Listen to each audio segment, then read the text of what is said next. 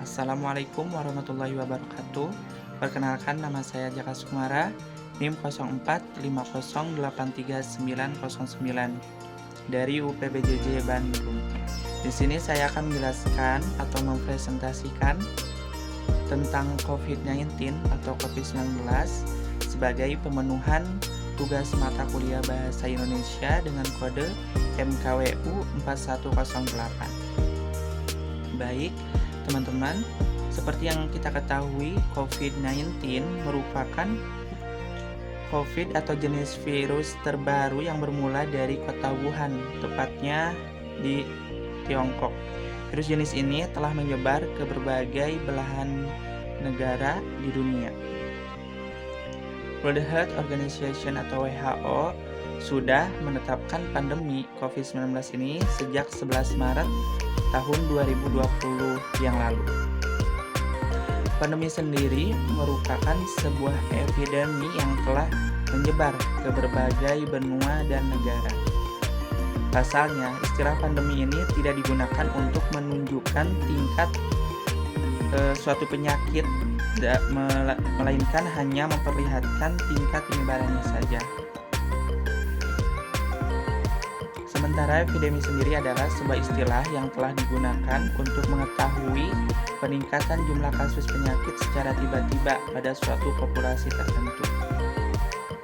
Dan perlu teman-teman ketahui, dalam kasus pandemi ini menjadi yang pertama dan disebabkan oleh coronavirus yang tadi ya, yang telah ada sejak akhir tahun lalu. Dan apa ciri-ciri apabila terkena COVID-19 ini? Yang pertama, kita kenal ada gejala umum, gejala tidak umum, dan gejala yang serius. Gejala umum kita kenal dengan demam, batuk, kelelahan, kehilangan rasa atau kehilangan penciuman.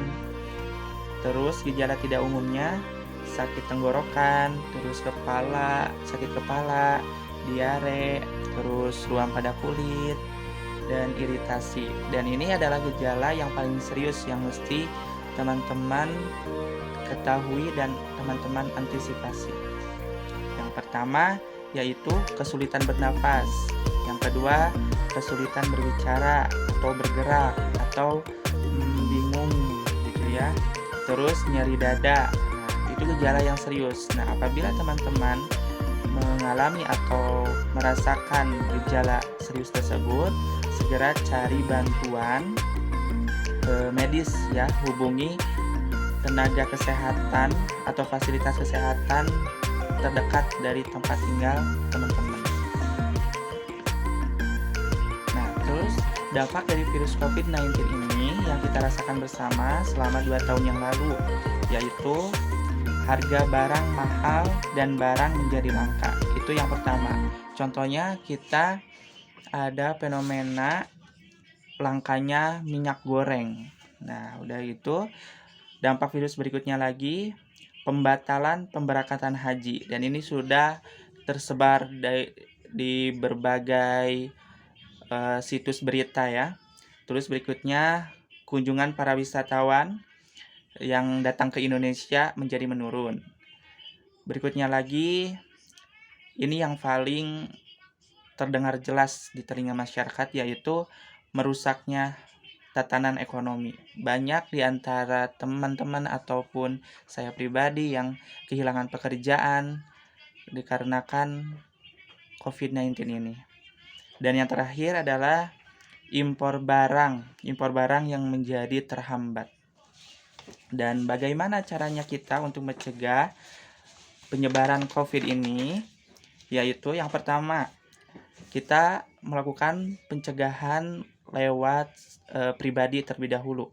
Yang pertama adalah tetap berada di rumah, hindari bepergian aktivitas di tempat umum yang tidak terlalu penting.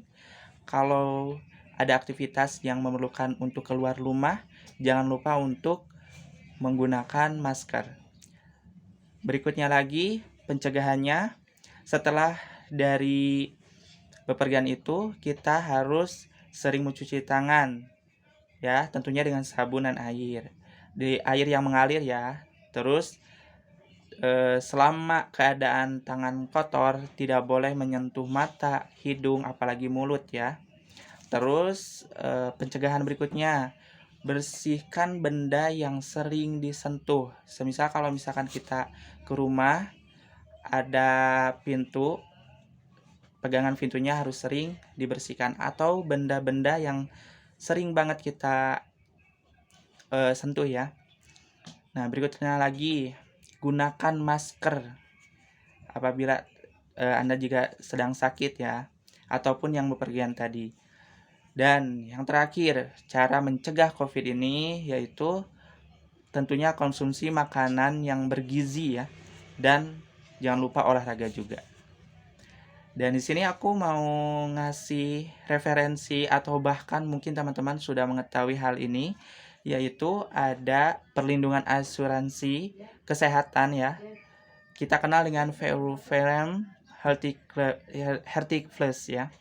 Seperti VRU Frame Healthy Plus merupakan asuransi ya, asuransi yang dirancang khusus untuk memberikan jaminan atau perlindungan hingga ke seluruh dunia dan menawarkan kefleksibilitasan pada pilihan perlindungan kesehatan Anda dan keluarga.